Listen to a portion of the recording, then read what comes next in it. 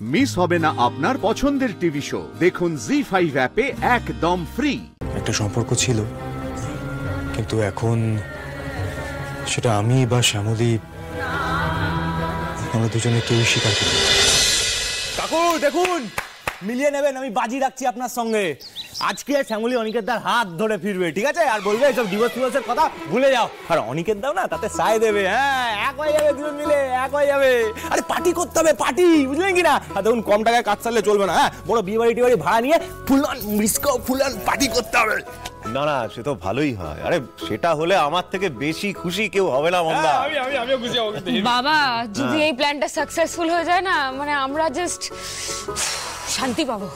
কিন্তু ওদিকে যে কি হচ্ছে কে জানে। এবার ফোন কর। না না না, দরকার নেই। যদি বাবা, বাবা সর্বনাশ হয়ে গেছে। বাবা, বাবা কি?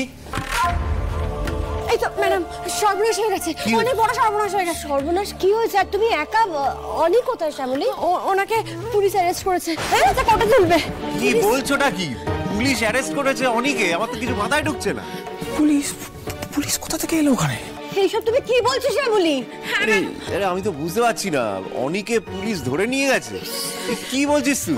আমি বলছি, সবটা বলছি। আমরা যখন ভেন্যু দেখে ফিরছিলাম বাড়ির পথে, তোর হঠাৎ করে গাড়িটা খারাপ হয়ে যায়। তখন আমরা কোথায় থাকবো, ওখানেরই একটা হোটেলে উঠি।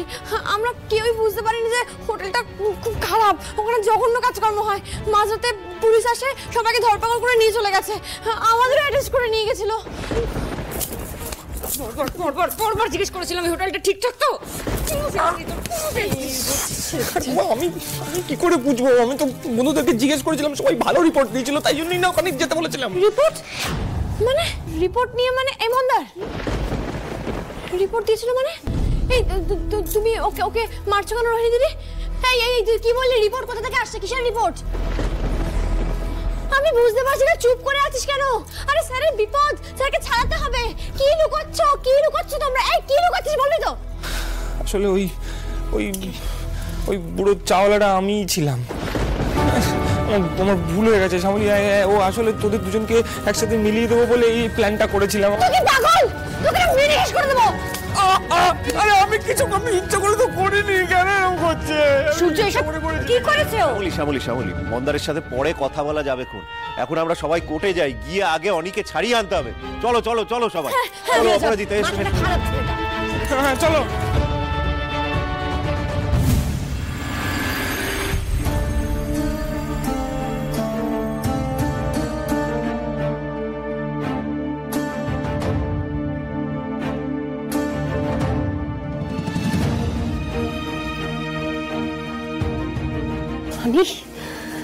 এক্ষুনি জজ সাহেব আসছেন।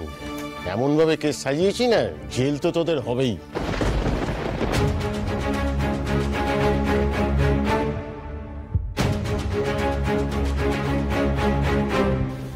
এটা কিন্তু তুই খুব বড় ভুল করেছিস মন্দার।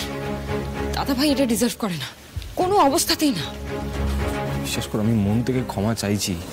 আমি ইচ্ছা করে করিনি, আমি একেবারেই বুঝতে পারিনি যে এরকম হয়ে যেতে পারে। সুস্মিত, তোমাকে কিছু একটা করতে হবে। আমি অনেকে এই অবস্থায় দেখতে পাচ্ছি না। সূর্যদা, তুমি টেনশন নিও না, এটা অনেক ইজি কেস, আমি দেখে নিচ্ছি।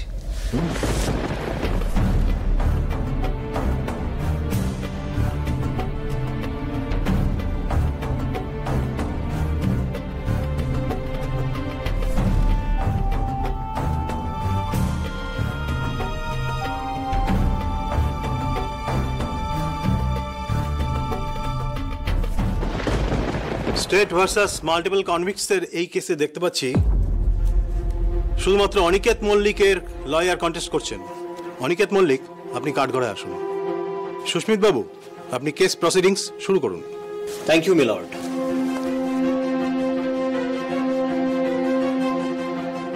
মিলর্ড, আমি প্রথমেই পুলিশ ডিপার্টমেন্টকে রিকোয়েস্ট করব যে যত তাড়াতাড়ি সম্ভব ওনারা আপনার কাছে যাতে ক্ষমা চেয়ে নেন, কারণ আমার মনে হয় ওনারা কোর্টের অত্যন্ত মূল্যবান সময় নষ্ট করেছেন।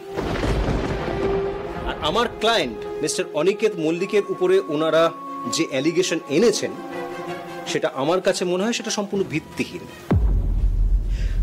হোটেল ফুল মুন কি ধরনের অবৈধ কার্যকলাপ করে আমার জানা নেই, কিন্তু আমি হলফ করে বলতে পারি যে ভারতীয় দণ্ডবিধির এমন কোনো জায়গায় লেখা নেই যে একজন হাজব্যান্ড তার স্ত্রীকে নিয়ে কোনো হোটেলে রাত কাটাতে পারবেন না।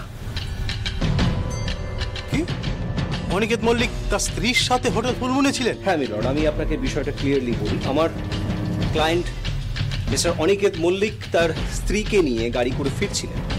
হঠাৎ কোনো কারণে ওনার গাড়িটা খারাপ হয়ে যান এবং উনি তখন সিদ্ধান্ত নেন যে অত রাতে ওনার স্ত্রীকে নিয়ে উনি গাড়িতে থাকবেন, কোন একটা হোটেলে যদি সেই রাত্রিটা উনি যাপন করতে পারেন, এবং হোটেল খুঁজতে থাকেন।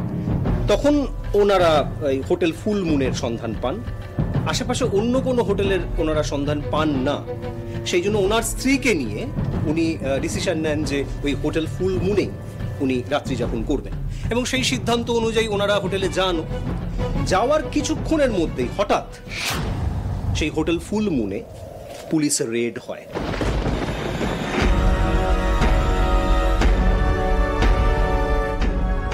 আর তারপরের সব ঘটনা মিলর্ড আপনি জানেন।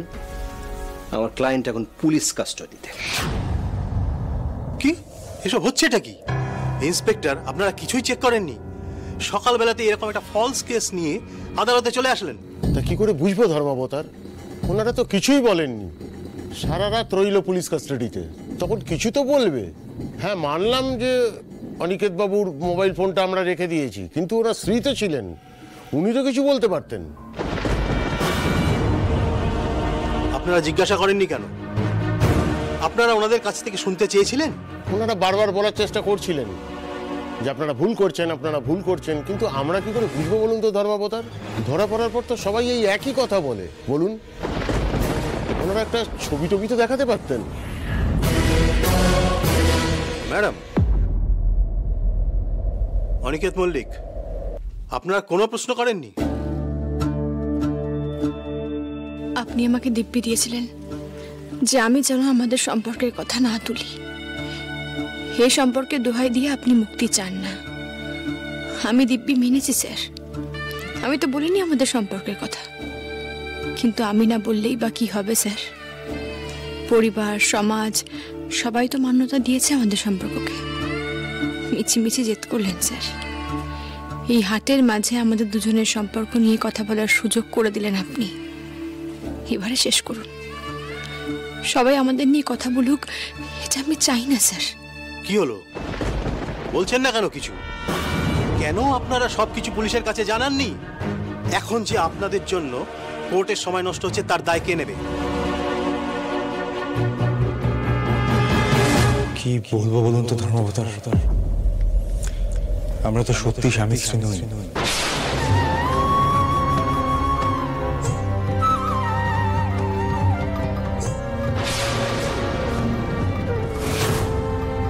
একটা সম্পর্ক ছিল, কিন্তু এখন সেটা আমি বা শ্যামলী,